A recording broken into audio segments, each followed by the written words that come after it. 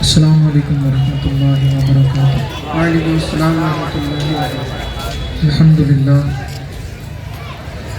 الحمد للہ نحمده ونستعینه ونستغفره ونؤمن به ونتوکل علیہ ونعوذ باللہ من شرور انفسنا ومن سیئات اعمالنا من يهده الله فلا مضل له ومن يضلل فلا هادي له وأشهد أن لا إله إلا الله وحده لا شريك له وأشهد أن سيدنا محمدا عبده ورسوله وما آتاكم الرسول فخذوه صدق الله مولانا العظيم وصدق رسوله النبي الأمين المتين الكريم ونحن على ذلك لمن الشاهدين والشاكرين والحمد لله رب العالمين۔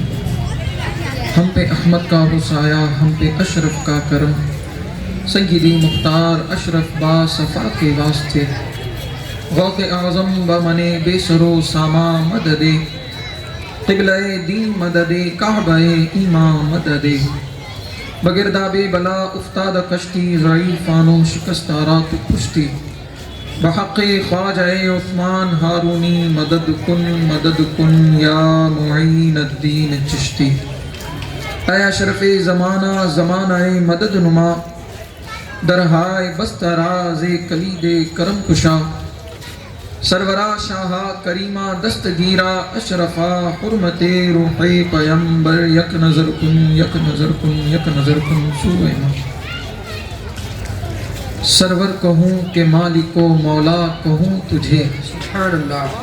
لوگ اگر مگر میں الجھے اور عاشقوں کی سمجھ میں اب تک یہی نہیں آ رہا کہ سرور کہوں کہ مالک و مولا کہوں تجھے، باغ خلیل کا گل زیبا کہوں تجھے، سبحان اللہ۔ اور یا رسول اللہ تیرے تو وصف عیب تناہی سے ہیں بری، سبحان اللہ۔ دور کوئی بھی رہے مگر میں تو حیران ہوں میرے شاہ، میں کیا کیا کہوں تجھے، حیران ہوں میرے شاہ میں کیا کیا کہوں تجھے، لیکن رضا نے ختم سخن اس پہ کر دیا، خالق کا بندہ خلق کا آقا کہوں تجھے، خالق کا بندہ خلق کا آقا کہوں تجھے۔ اور قلندر لاہور نے بڑی ذمہ داری سے مچل کے کہا تھا کہ محمد کی محبت دین حق کی شرط اول ہے، شرط اول ہی نہ پائی جائے تو شرط ثانی کی امید ہی نہیں۔ کہا کہ محمد کی محبت دین حق کی شرط اول ہے، اسی میں ہو اگر خامی تو سب کچھ نامکمل ہے، اسی میں ہو اگر خامی تو سب کچھ نامکمل ہے۔ کہا کہ محمد سے وفا تو نے تو ہم تیرے ہیں، کہ محمد سے وفا تو نے تو ہم تیرے ہیں۔ یہ جو لفظ ہم ہے ہم سمجھ نہیں پاتے، جب اقبال نے کہا ہوگا کہ محمد سے وفا تو نے تو ہم تیرے ہیں۔ اب آپ تھوڑا پلٹ کر کے پیچھے کی طرف آئیں، جب توجہ سے مچل کر کے دیکھیں گے تو سمجھ آئے گا کہ اسی ہم میں معین الدین بھی ہے، اسی ہم میں محی الدین بھی ہے، سبحان اللہ۔ اسی ہم میں صلاح الدین بھی ہے، اسی ہم میں قطب الدین بھی ہے، اسی ہم میں نظام الدین بھی ہے، اسی ہم میں مصلح الدین بھی ہے، سبحان اللہ۔ تو سارے ہم تو اسی میں ہیں۔ اسی لیے پھر قلندر لاہور نے کہا کہ محمد سے وفا تو نے تو ہم تیرے ہیں، یہ جہاں چیز ہے کیا لوح و قلم تیرے ہیں، یہ جہاں چیز ہے کیا لوح و قلم تیرے ہیں۔ ویسے عموماً خطاب کا طریقہ یہی ہوا کرتا ہے، خطبہ مسنونہ کے بعد جس آیت کریمہ کی تلاوت ہو اس پر گفتگو ہوتی ہے، سب کی اپنی اپنی صلاحیات گفتگو کرنے کی، مگر میں چاہتا ہوں کہ آیت کریمہ سے پہلے جو خطبہ میں نے پڑھا آج اسی پر پہلے تھوڑی سی گفتگو کر لی جائے، کیونکہ یہ خطبہ کوئی معمولی خطبہ نہیں ہے، یہ کسی ایک محلے ایک شہر کے امام کا پڑھا بنایا خطبہ نہیں ہے، بلکہ کائنات کے والی محمد مصطفیٰ صلی اللہ علیہ وآلہ وسلم کی زبان اقدس سے جاری ہوا خطبہ مسنونہ ہے۔ حضور علیہ السلام نے خود اس خطبہ مسنونہ کو اپنی زبان سے جاری فرمایا ہے۔ حضرت سیدنا ابن عباس رضی اللہ تعالی عنہ بیان کرتے ہیں، ایک شخص تھا جس کا نام زماد تھا، اس کو لوگ زماد بھی کہتے ہیں زماد بھی کہتے ہیں، زبر زیر کے ساتھ بھی ہے اور پیش کے ساتھ بھی ہے۔ حضرت ابن عباس رضی اللہ عنہ بیان کرتے ہیں کہ ایک زماد نامی شخص تھا، اس کی اسپیشلٹی یہ تھی کہ یہ جس پر دم کر دیتا تھا اگر جادو ہوتا تو اسی وقت ٹوٹ جاتا تھا، اگر جنات ہوتا تو اسی وقت دفع ہو جاتا تھا۔ یہ جناب کی اسپیشلٹی تھی، یہ خاص پاور تھا ان کا، بڑی بڑی بیماریوں میں جن کا علاج نہیں ملتا تھا، اگر ان کو لا کر کے دم کروا دیا جاتا تھا تو وہ بیماری اسی وقت دم توڑ دیتی تھی۔ اب سوچیں جس کے دم میں اتنا دم ہو، ان کی خود کی پرسنالٹی کتنی سٹرونگ ہوگی، وہ شخص خود کتنا دمدار ہوگا۔ مگر ایک مرتبہ اس کا مکہ مکرمہ میں آنا ہوا۔ جب یہ مکہ مکرمہ میں پہنچا، اسلام کا ابتدائی دور ہے، حضور علیہ السلام نے اعلان نبوت فرمایا ہے اور دشمن بڑے زوروں پر حضور علیہ السلام کو پریشان کرنے پر اڑے ہیں۔ جب ضماد مکہ مکرمہ میں آیا تو کچھ بے وقوفوں نے ضماد سے کہا، ضماد تم اگر پاگل پر دم کرتے ہو تو ٹھیک ہو جاتا ہے، تم اگر دیوانے پر دم کرتے ہو تو اس کا جنون دفع ہو جاتا ہے، تم آسیب زدہ پر دم کرتے ہو تو اس کو شفا حاصل ہو جاتی ہے، تم اگر جادوگر پر دم کرتے ہو، کسی پر جادو کر دیا جائے، تم اس مریض پر دم کرتے ہو تو اس کا جادو دم توڑ دیتا ہے، اگر تم چاہو تو ایک کام اور مکے میں آئے ہو تو کرتے چلو۔ ایک محمد نامی شخص ہے، دیوانہ ہو گیا ہے معاذ اللہ، کہتا ہے کہ میں نبی ہوں، میں آخری نبی ہوں، وہ نبی ہونے کے دعوے بھی کرتا ہے اور بھی کئی بڑے بڑے دعوے ہیں ان کے۔ ہمارا ایسا ماننا ہے کہ وہ شاید دیوانے ہو گئے ہیں، اگر تم چاہو تو ہمارے ساتھ چل کے ان پر بھی ذرا دم کر دو، اگر تمہارے دم میں واقعی بڑا دم ہے تو ہو سکتا ہے تمہارے دم سے محمد بھی شفا یاب ہو جائیں۔ اس بیچارے کو کیا معلوم کہ میں جس کی بارگاہ میں جا رہا ہوں وہ کوئی معمولی شخصیت تو ہے نہیں، مگر یہ محبت کے ساتھ حضور علیہ السلام کی بارگاہ میں چلے آئے۔ جب ان کو حضور علیہ السلام کے پاس لایا گیا، یہ اب تک حضرت نہیں بنے، ابھی تک صرف ضماد ہے، جناب ضماد۔ جب ان کو حضور علیہ السلام کی بارگاہ میں لایا گیا تو حضور علیہ السلام کو دیکھ کر کے کہنے لگا، لوگ مجھے ضماد کہتے ہیں، کہ میں جب دم کرتا ہوں تو دیوانے ٹھیک ہو جاتے ہیں، میں دم کر دیتا ہوں تو جادو دم توڑ دیتا ہے، میں دم کر دیتا ہوں تو آسیب زدہ شفا یاب ہو جاتے ہیں، میں دم کر دیتا ہوں تو بڑی بڑی بیماریاں یوں دفع ہو جاتی ہیں، اگر آپ چاہیں تو میں آپ پر بھی دم کر دوں۔ میں نے سنا ہے آپ کسی مصیبت میں، کسی مرض میں مبتلا ہیں، شاید آپ اللہ تعالیٰ نے چاہا تو میرے دم سے شفا یاب ہو جائیں گے۔ اب دیکھیں یہ دم بھی تو کہاں کرنے آئے ہیں، ہم نے مان لیا کہ ان کے دم میں بڑا دم تھا، مگر یہ جن پر دم کرنے آئے ہیں یہ کائنات انہی کے دم سے دم بدم ہے۔ دیکھیں جناب، یہ کائنات انہی کے دم سے دم بدم ہے، اسی لیے بے دم وارسی نے کہا تھا، بے دم یہی تو پانچ ہیں مقصود کائنات، خیر النساء حسین و حسن مصطفیٰ علی۔ یہ حضور علیہ السلام کی بارگاہ میں آ تو گئے، حضور علیہ السلام سے کہہ بھی دیا اگر آپ کہیں تو میں آپ پر بھی دم کر دیتا ہوں۔ حضور علیہ السلام کائنات کے والی ہیں جناب، مگر میرے کریم کا انداز دیکھیں، یہ ضماد کی طرف دیکھ کر کے ذرا سا مسکرائے اور میرے کریم مصطفیٰ نے کہا، الحمدللہ نحمدہ من یہدہ اللہ فلا مضل لہ ومن یضللہ فلا ہادی لہ واشہد ان لا الہ الا اللہ وحدہ لا شریک لہ واشہد ان محمدا عبدہ ورسولہ۔ زبان اقدس سے مصطفیٰ کریم صلی اللہ علیہ وسلم کی اتنے کلمات ادا ہونے تھے، ضماد مصطفیٰ پر بڑے فخر کے ساتھ دم کرنے آیا تھا، مگر حضور علیہ السلام کی زبان اقدس سے جب اتنے کلمات سنے تو مصطفیٰ کے کلمات سن کر کے مبہوت ہو گیا، اپنی زبان میں کہہ دوں تو کہے حقا پکا ہو گیا۔ حضور علیہ السلام سے عرض گزار ہوا، یا رسول اللہ، آپ نے ابھی جن کلمات کو اپنی مبارک زبان سے ادا فرمایا ہے،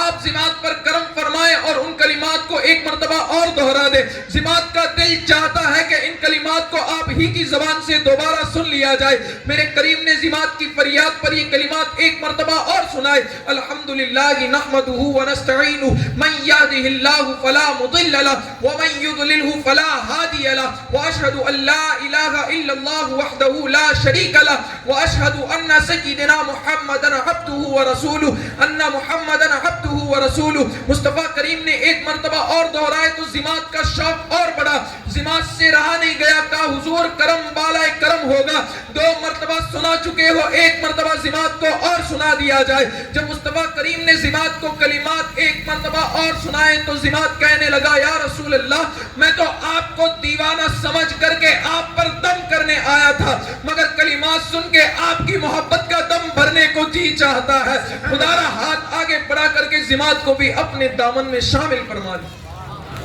تو دیکھیں یہ دم کرنے کے لیے آئے تھے اور پھر آخری سانس تک حضور علیہ السلام کے گیت کے دم بھرتے رہے۔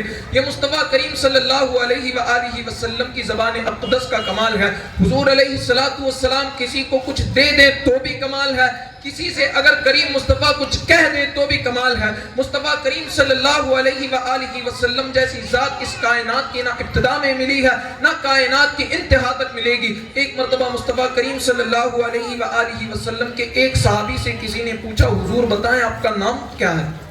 ان کا کمال دیکھ کر کے لوگوں نے ان سے ان کا نام پوچھا تھا. ان کی اسپیشلٹی یہ تھی کہ یہ کئی لوگوں کا وزن تنے تنہا اکیلے اٹھا لیا کرتے تھے. لوگوں نے ان کا کمال دیکھ کر کے پوچھا حضور بتائیں آپ کا نام کیا ہے. اب صحابی کا بھی عشق دیکھیں. اچھا انہوں نے یہ نہیں کہا کہ میرے ماں باپ نے میرا نام یہ رکھا ہے. لوگوں نے پوچھا حضور آپ کا نام کیا ہے.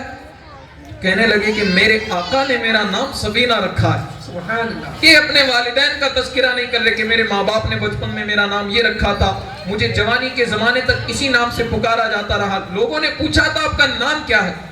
انہوں نے کہا میرے آقا نے مجھے سفینہ کہہ کر کے پکارا تھا, میرا نام سفینہ ہے. لوگوں نے پوچھا حضور آپ کا نام سفینہ حضور علیہ السلام نے کسی خاص وجہ سے رکھا ہوگا. صحابی رسول کہنے لگے ایک مرتبہ ہم مصطفیٰ کریم صلی اللہ علیہ وآلہ وسلم کے ساتھ سفر پر تھے. ہم جب سفر پر تھے تو صحابہ کے پاس سامان بہت زیادہ تھا اور اس کا وزن صحابہ اٹھانے میں تکلیف محسوس کر رہے تھے. جب حضور نے اپنے صحابہ کی طرف دیکھا, میرے کریم مصطفیٰ کو اپنے غلاموں پر پیار آیا, ترس آیا. میری طرف دیکھ کر کے فرمایا کہ چادر بچھا دی جائے. میں نے حضور کے فرمان کی تعمیل کی. میں نے چادر کو مضبوط چادر کو بچھایا. تمام صحابہ کا سامان اسی ایک چادر پر رکھ دیا گیا. حضور نے فرمایا تمام سامان اٹھا کر کے اسی کے اوپر لاد دو. جب تمام صحابہ نے مل کر کے وہ سامان مجھ تنے تنہا پر ڈال دیا تو میرے کریم مصطفیٰ نے میری طرف دیکھ کر محبت سے فرمایا تھا, کہا تھا تو سفینہ ہے, ان سبھی کا سامان تو ہی اٹھائے گا. سفینہ کا مطلب ہوتا ہے نعرہ تکبیر, نعرہ رسالت, دودھ ہندوستان, بلبل باغ مدینہ, قاری شریف صاحب قبلہ, الحاج شریف صاحب قبلہ. نعرہ تکبیر, نعرہ رسالت. درود شریف پڑھ لیجیے. اللہم صلی علی سیدنا و مولانا محمد صلاۃ دائمۃ بدوام ملک اللہ. صحابی رسول کہنے لگے کہ حضور علیہ السلام نے ایک مرتبہ مجھے سفینہ کہہ کر کے پکارا تھا. جب سبھی کا سامان میرے اوپر رکھ دیا گیا, کریم مصطفیٰ نے میری طرف دیکھ کر محبت سے فرمایا کہ سبھی کا سامان تو ہی اٹھائے گا کیونکہ تو سفینہ ہے. سفینہ کا مطلب ہوا کرتا ہے کشتی. جب حضور علیہ السلام نے فرمایا کہ سامان تو ہی اٹھائے گا, تو سفینہ ہے. صحابی رسول بیان کرتے وہ دن ہے اور آج کی گھڑی ہے. اب میں چاہوں تو ایک نہیں, دو نہیں, 5 نہیں, بلکہ 7 اونٹوں کا وزن تنے تنہا اٹھا بھی لوں تو تکلیف محسوس نہیں ہوتی. اب غور کرنے کی بات یہ ہے کہ حضور نے سفینہ تو کہا تھا مگر کہیں بھی سفینۃ السما نہیں فرمایا, سفینۃ البحر نہیں فرمایا, سفینۃ الارض نہیں فرمایا. حضور نے ان کو آسمان کی کشتی نہیں بتایا, زمین کی کشتی نہیں بتایا, سمندروں کی کشتی نہیں بیان فرمایا. فقط اتنا کہا تھا کہ تو سفینہ ہے. اگر حضور کسی کو فقط مطلقاً سفینہ فرما دے تو وہ 7 اونٹوں کا وزن اٹھانے میں بھی تکلیف محسوس نہیں کرتا.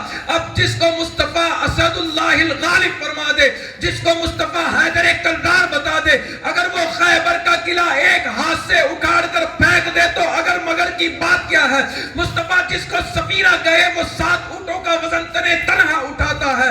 جس کو حضور اسد اللہ فرما دے وہ پھر چاہے تو خیبر کا قلعہ ایک ہاتھ سے اکھاڑ کر کے پھینک دے. اور ہم تو اس میں بھی اگر مگر نہیں کرتے, بلکہ عاشق نے تو یہاں تک کہا ہم تو خیبر کے قلعے کے دروازے کے وزن پر بھی بات نہیں کرتے. اگرچہ من میں اختلاف رہا ہوگا, مدارج النبوہ میں تو اتنا لکھا ہے کہ خیبر کے دروازے کو جب مولا مرتضیٰ نے ایک ہاتھ سے اٹھا کر کے پھینکا تھا اس دروازے کا وزن تقریباً 32,000 کلو رہا ہوگا. مگر لوگوں کا اس میں بھی اوپر نیچے کا ہے, مگر ہم اوپر نیچے نہیں جاتے. عاشق نے تو مچل کے اس طرح اپنی عقیدت کا اور محبت کا اظہار کیا کہ آپ دروازے کے وزن کی بات کرتے, ذرا دیواروں کی طرف نظر ڈالے. لا فتح کی شان ہے بکھرے ہوئے تیور کے ساتھ, قوت حق بھی ہے شامل قوت حیدر کے ساتھ. دروازے کے وزن کی بات کرتے ہو جناب, وہ تو یوں کہیے کہ دروازے شکستہ رہ گئے.